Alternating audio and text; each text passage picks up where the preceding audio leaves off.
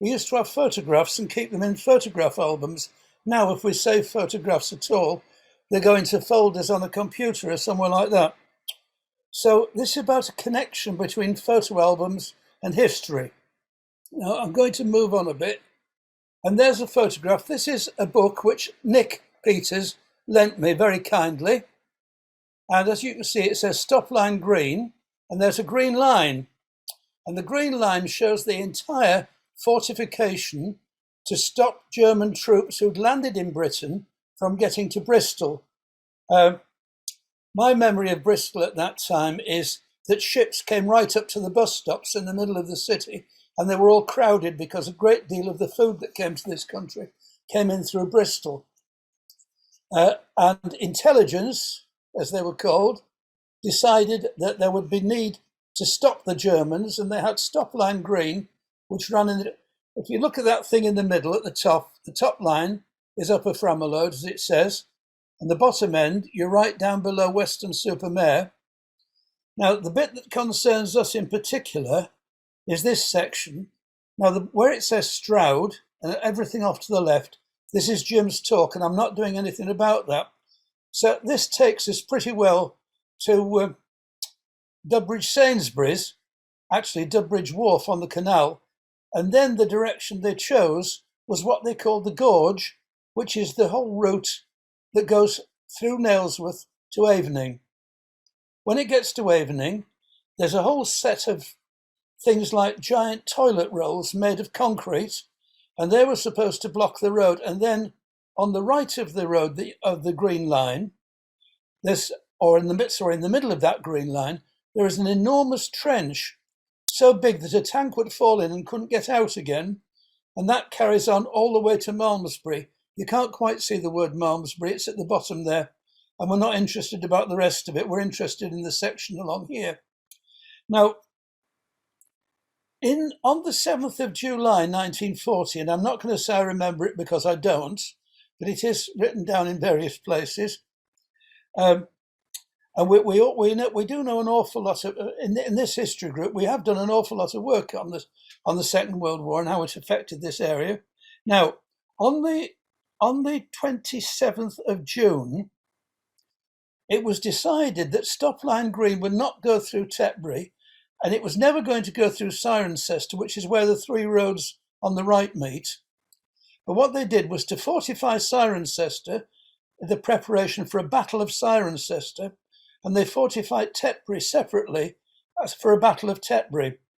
Now, the reason for choosing Tetbury was the diagonal road running down from top right to bottom left, which is the A433, which in 1940 was one of the very few decent wide roads in Gloucestershire.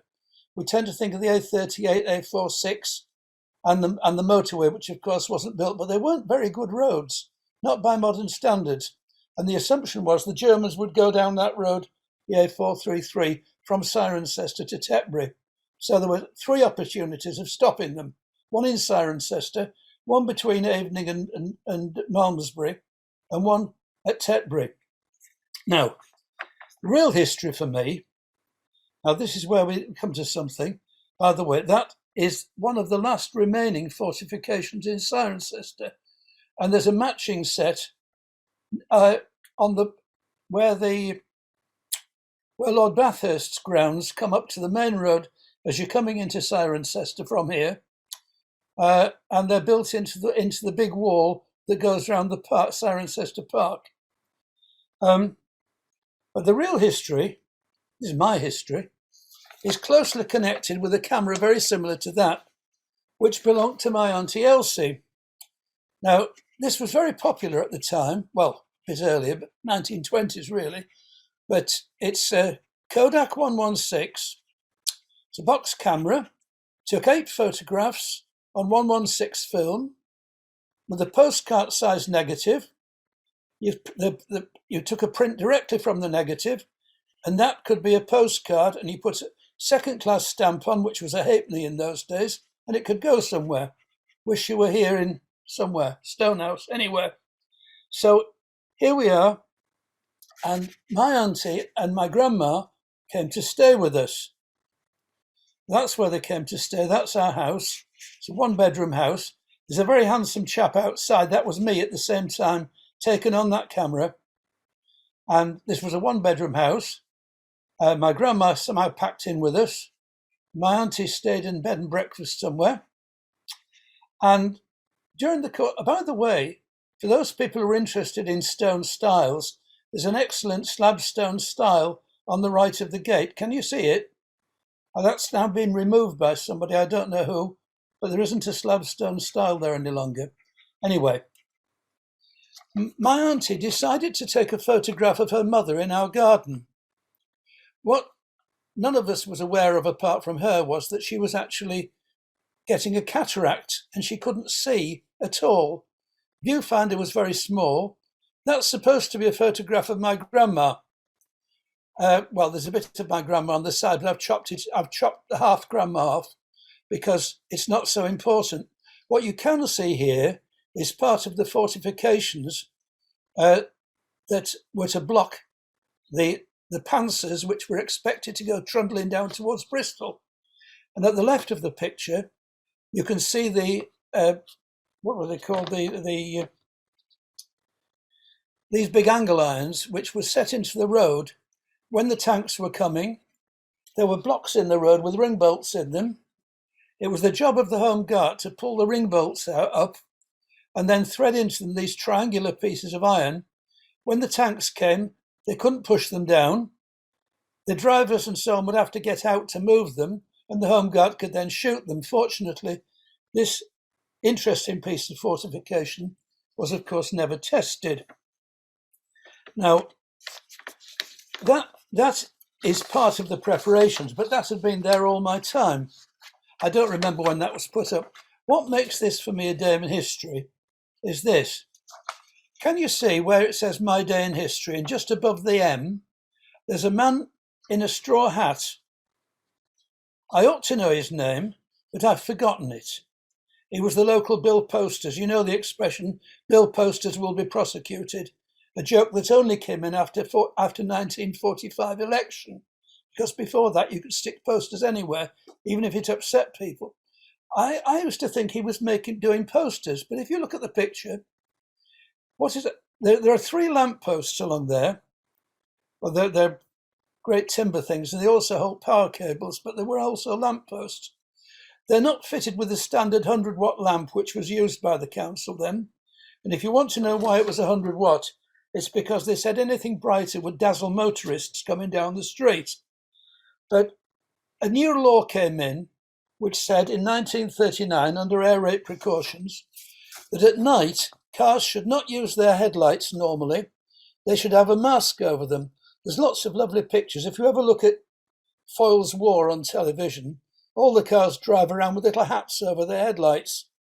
When you put your headlights on, you were only allowed to use dipped headlights, which meant that your 6-volt right-hand headlamp was pointed straight at the gutter, and there was a tiny little slit that let the light out. The reason for bringing this law in was that too many cars were running into lampposts and trees at night because the driver simply couldn't see them at all. So the decision was taken in about 1942 to paint all trees and all lampposts and all telegraph poles with white paint. Now, the crucial moment here is when Bill Posters got down to his 3rd lamppost, and in the picture, he's doing it. Now, that makes this a highly specific picture of a highly specific day in history. It started out as a photograph of my grandma, and it finished up as being this photograph, which is now actually in the Gloucestershire War Archive. And as they say, that's all, folks.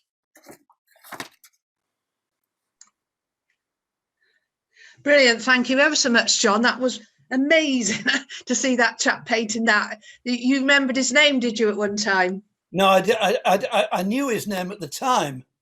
Has anyone got any questions they would like to ask John? You can either type them in the chat, or if you unmute yourself, you can ask John a question if you have a question.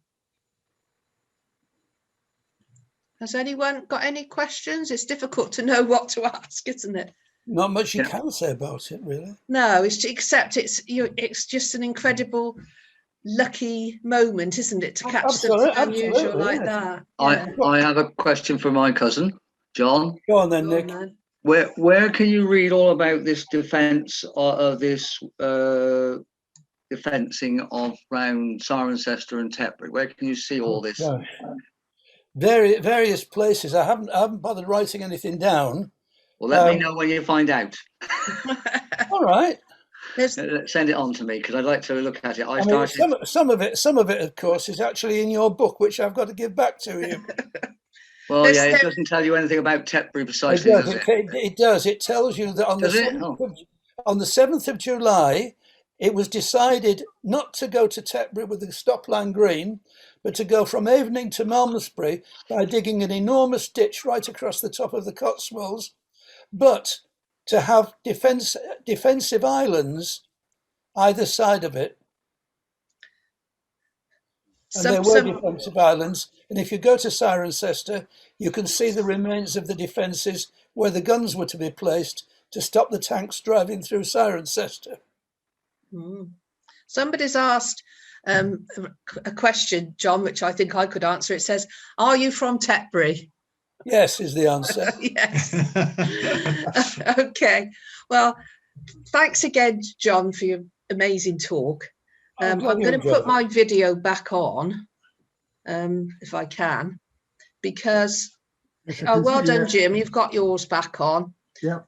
So Jim's going to give us a related talk to that about the pillboxes along the canal. So if you'd like, Jim, to go to your share screen and start your talk. Right. So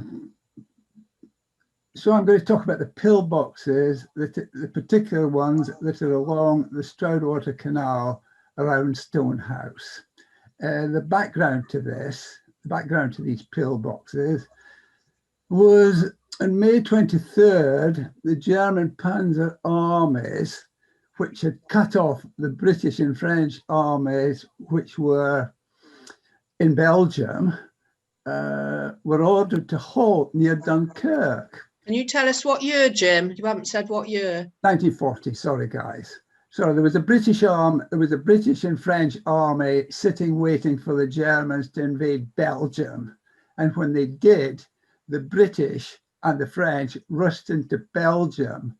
And 2 days after they did so, bigger armies appeared through the Ardennes and rushed along towards the coast. And they managed to get to Calais, Dunkirk on May 23rd.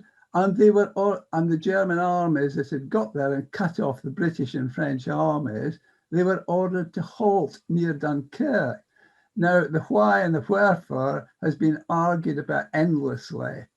A book I have by a general, he's pretty certain it was the head of the German army, von Rundstedt, and they believe he did it because the ground around Dunkirk was very soggy. There'd been a lot of rain, and it was not good.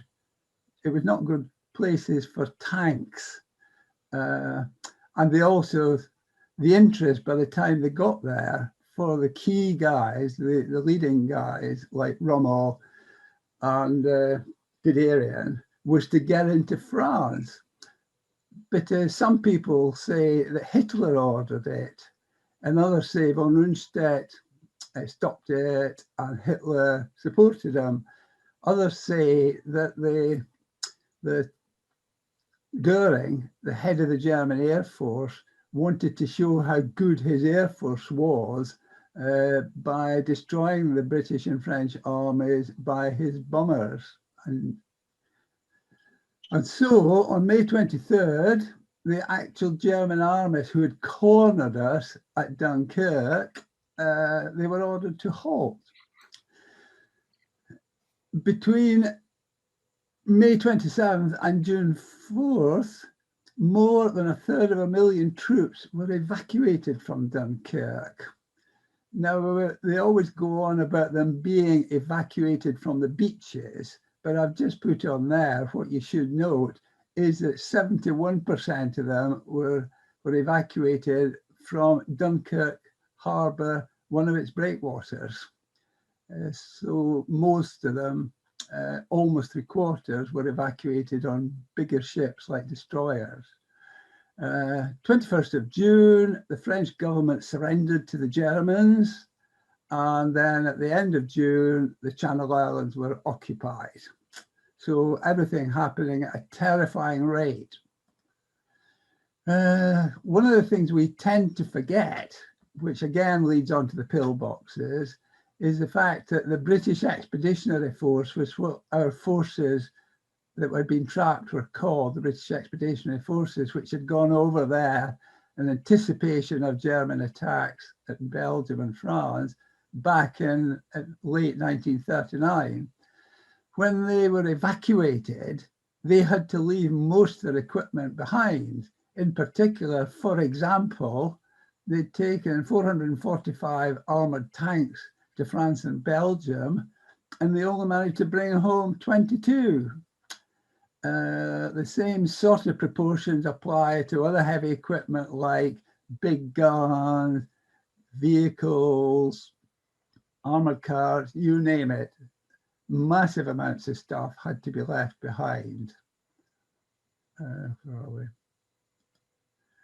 And these are just a few photos I picked up off the internet, and they show the sort of thing that was left behind. The ones at bottom left, they're showing you one of the things that was done where the little ships were coming in to the beaches. It was sometimes very difficult to get out to them. So they were parking loads and loads of vehicles out to sea so that the soldiers could clamber over them and get to the boats.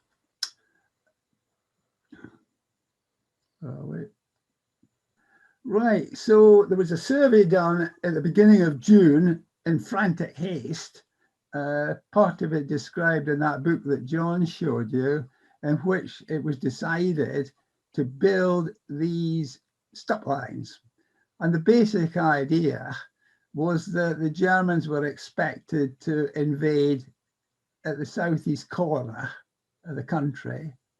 And they did, in fact, intend to invade pretty well where William the Conqueror invaded. And then there were these stop lines running up. The one that's shown there running up into Scotland actually went across the River Forth at Stirling and went on up to Culzean up in the Lower Highlands. So it was more extensive even than shown there. The one that we're going to talk about is Stopline Green, which John talked about, which is that one around Bristol. Goes from Upper Framalode, the Stopline Green, goes from Upper Framalode down to, I've lost my arrow, down to just south of Weston-super-Mare. And the general idea was, as John rightly said, to hold up particularly tanks, armoured stuff coming across from the southeast coast, and to allow stuff to be evacuated from Bristol and Avonmouth and stuff to be imported as well. That was the general idea. One thing to notice before I go any further is how these are all a long way from the coast. And so, for example, people landing down near Dover, they would have gone a heck of a long way before they encountered these stop lines. And one of the arguments that was raised against them was the Battle of Britain airfields that were going to be down in this corner. They could be totally overrun, quite a handful of them, before the Germans even reached the stop lines. So they were not popular with the Air Force, as you might imagine. Where are we? God, wish I could get rid of that. And that's Stopline Green, which John showed you going.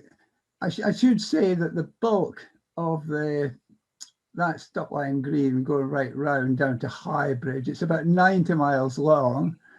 Most of the protection of Bristol was in the form of huge anti-tank ditches, but there were also about 200 pillboxes built along that length.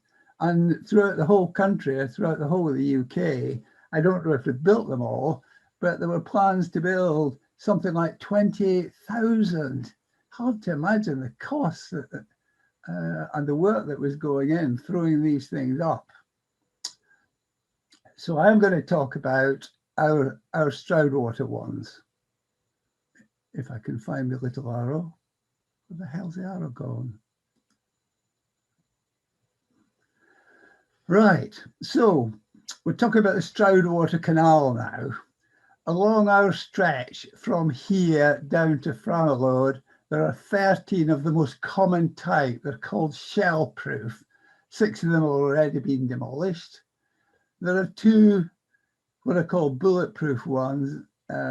One which everybody can see and get into down at Saul Junction. It's beside the place that Wycliffe College have for their boats.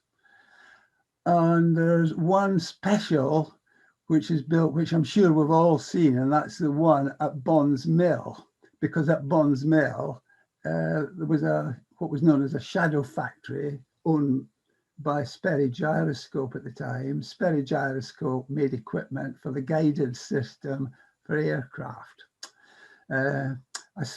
So the special was to guard the bridge over the canal there, but it was also, probably more importantly, to provide a platform for anti-aircraft protection. Right, so that's just a light drawing to show you where these are in case you don't know. One of the pillboxes was by the ocean. This is the main railway line down past the ocean. There was one there. There was another one along the southern section of the River Frome. You know, it diverts up to Stanley Mill, for example. This is the one that comes from Stanley Mill past Beards Mill. And there's one that you can get into down there. That's one of the standard pillboxes, the shell-proof ones that I talked about. There's a special one up at Bonds Mill Bridge, the bridge into Bonds Mill. And there was another one along. And if you walk along the canal towpath, when you get past Bonds Mill, there is a path down to 3 houses. Well, there was a pillbox on that at that corner.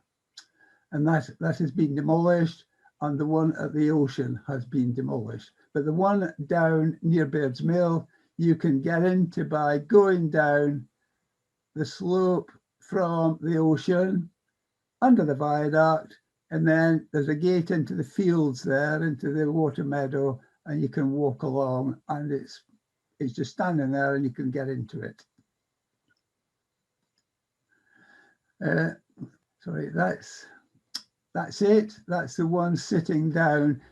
That's a view from the towpath. If you walk along the towpath at this time of year, you can see that halfway between the railway line and Bonds Mill, you can see that sitting down under you. But during the summer, it's blanked out by leaves and trees and so on. And you can see what it says. It's pretty thick. You all know what a meter's, well, you're supposed to know what 2 meters looks like. So the walls were more than a meter thick, reinforced concrete. And the roof was about a bit more than a foot thick. And that was again reinforced concrete. And there are 6 walls, one on the side there, 2, 3, 4, 5, all with firing positions in them, and a back entrance, which I will show you. That's the back entrance there. So you can walk past it, you can just happily get into it. The only camouflage was grass to the roof. So that is backing up the special one up at Bonds Mill. Now this is a view inside, not a very good one, I know, but if you go inside that, there were platforms inside for Bren guns. If they'd had Bren guns, these were machine guns, if they'd had them, but all the guns that the Home Guard had were taken away from them at the beginning at the beginning of this lot, because of course so much weaponry was left behind at Dunkirk that the army needed any decent weaponry they could get. So that's a typical loophole that rifles or machine guns, whatever, could fire through. You go in there and have a look, and I assure you, when you're in there, you feel very, very vulnerable for the plain simple reason you cannot really see a very wide view. So you get the feeling that people could come in at an angle and you not see them at all. So the other thing that's in there, if you go into that pillbox, is this lump, this shiny lump here. It's actually a Y-shaped partition to stop ricochets. So if somebody fires in at you or somebody chucks a hand grenade in, it's not going to hurt everybody inside there. They normally had between half a dozen and 9 people in there.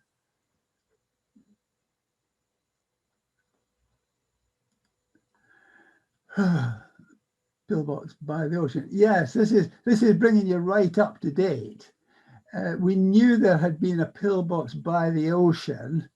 It was one of the shell-proof types, like the one down in the water meadow, but we didn't know exactly where it was.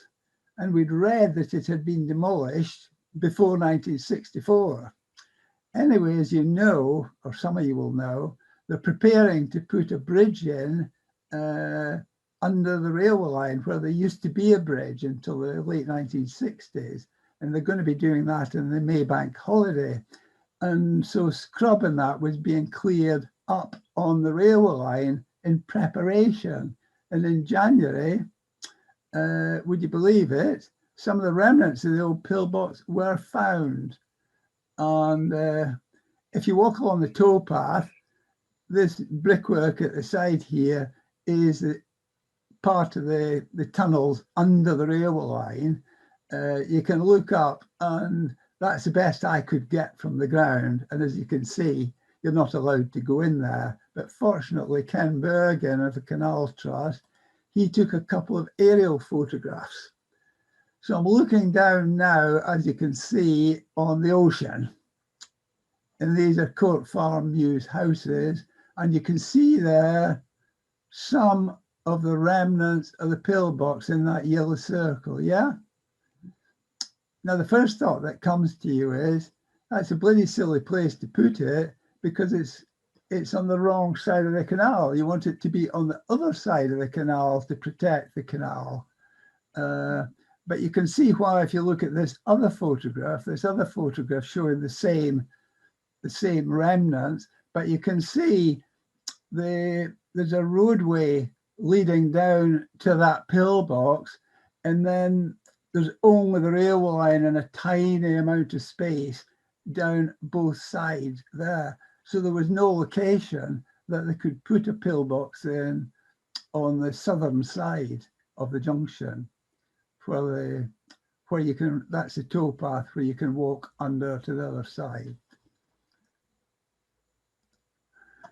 Oh yeah, this is a bulletproof one down at Seoul Junction, and you can see it's a pretty puny thing. That brickwork, that's just a protected entrance, but it's only 18-inch thick concrete with a 6-inch reinforced concrete roof on it. So it might stop bullets, but the Germans didn't come with just bullets, I'm afraid. The Panzer armies came with tanks and with guns that could fire through little holes like this as well, as I shall show you.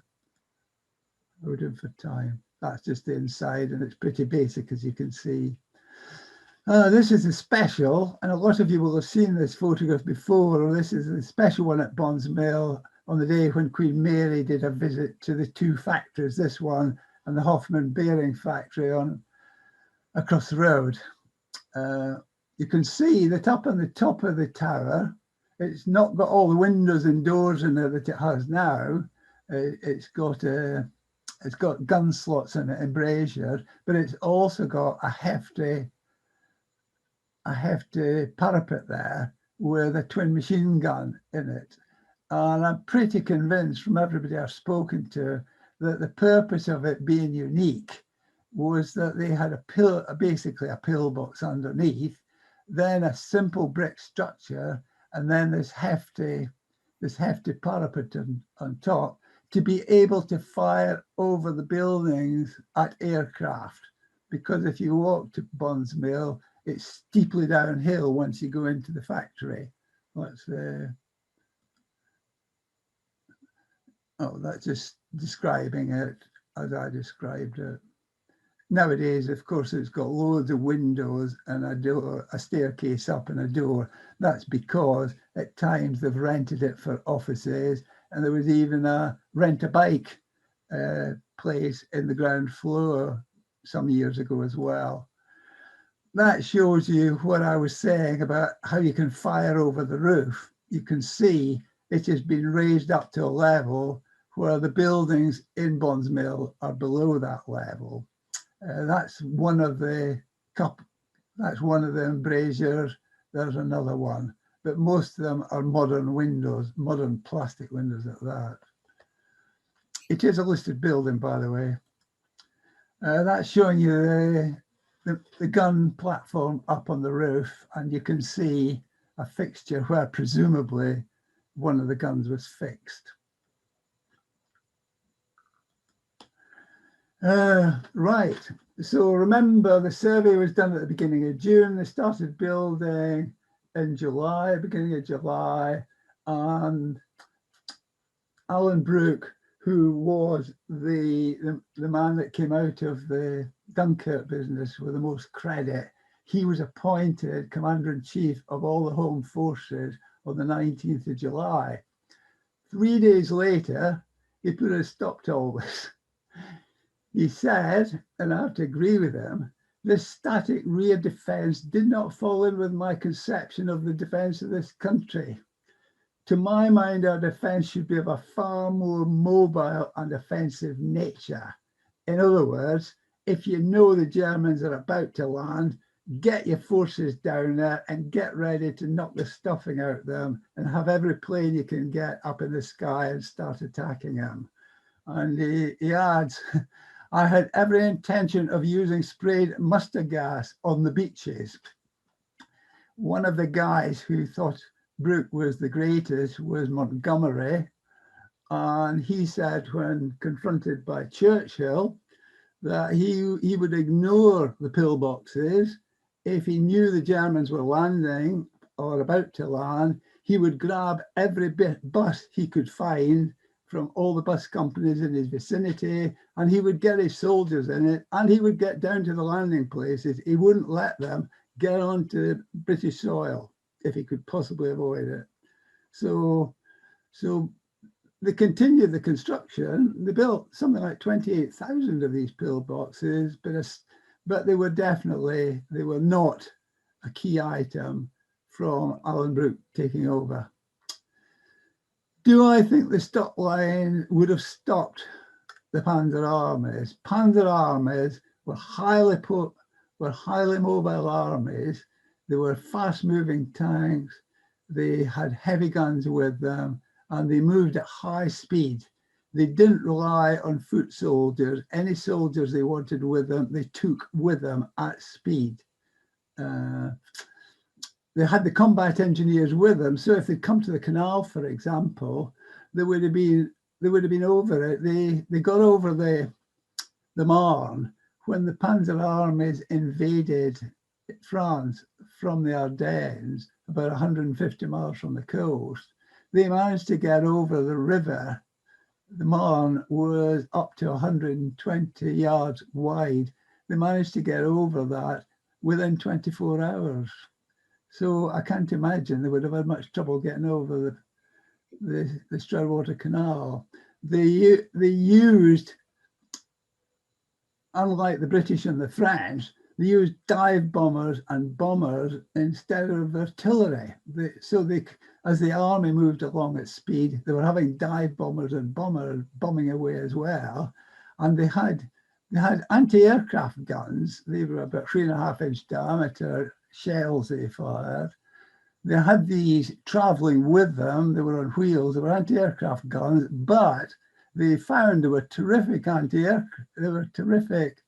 anti-pillbox guns, for example, and the sort of thing they had practiced was firing through these holes and embrasures for gunners. They actually could fire through these things. Let's have a look. So there are some of the dive bombers that they used on a big scale. They even had a screaming siren underneath to alarm the soldiers on the ground. And these were used instead of artillery when the German armies came charging across France all the way to Dunkirk. This is the famous 88mm gun that they had. It was an anti-aircraft gun originally, and was towed behind anything that was going, a tractor, a tank, anything. And they found that it wasn't just a very good anti-aircraft gun, because it fired at high velocity. They could fire through these embrasures in the sides of the pillboxes. They did it very successfully in France. So, just to bring a bit of culture into the conversation, Napoleon in 1813 said the following, writing a letter to a relation. He said, "Nothing is more dangerous than seriously attempt to defend a river, or in our case, a canal, by holding the bank opposed to the enemy. For directly he forces a crossing, and of course they'll be making the effort to do it, and as the Germans did, sometimes doing it in the darkness during the night, he will always succeed. And once he succeeds in getting across, you on the other side trying to defend it, find you're all spread out and you're not able to concentrate quickly enough to stop him." So even Napoleon recognized it was a lousy idea.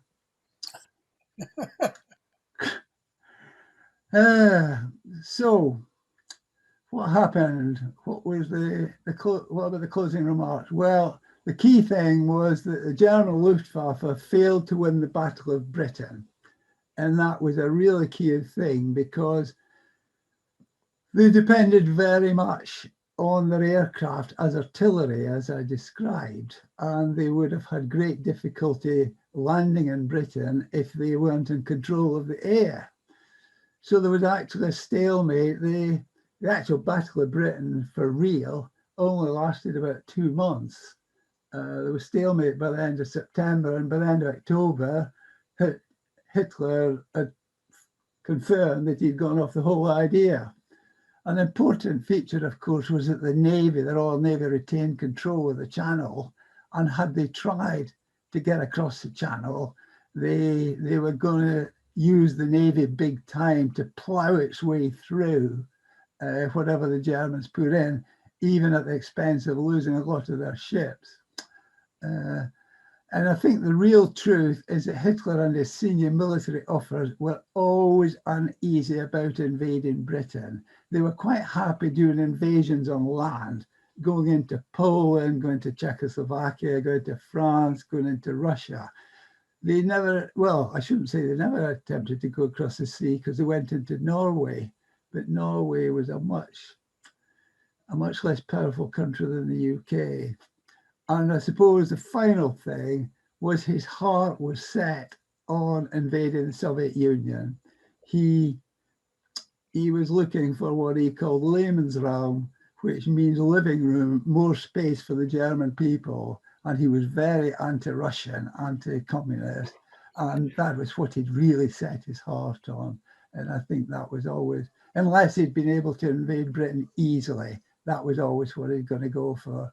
And of course, he invaded Russia, Soviet Union, in June of 1941. Okay, I think that's everything I've got to say, folks. Oh yeah, you don't want to see these. That was excellent, Jim. Thank you so much for all the work you've done on that, because you've got some super photographs and explained it really clearly. Has anybody got any questions they want to ask Jim? You can either unmute yourself and ask it, or if you want to type it in. There's people saying thank you very much, but are there any questions at all that anybody's got? Can I ask Jim a question, please? Yes, Nick. Did they build any of these pillboxes and then test their ability to withstand shells and things, or did it just a rush idea, No, putting something up?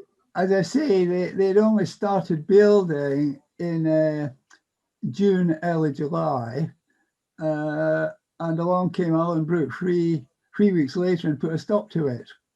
So the interest had gone off them completely.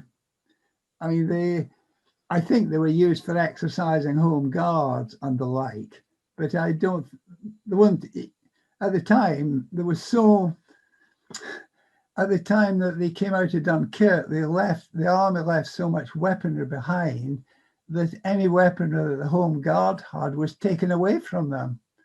And so they eventually got things like First World War guns, and they got guns from America with the wrong size bullets in them. But I think they were the ones that practiced in there, but I don't think they were ever considered at all seriously.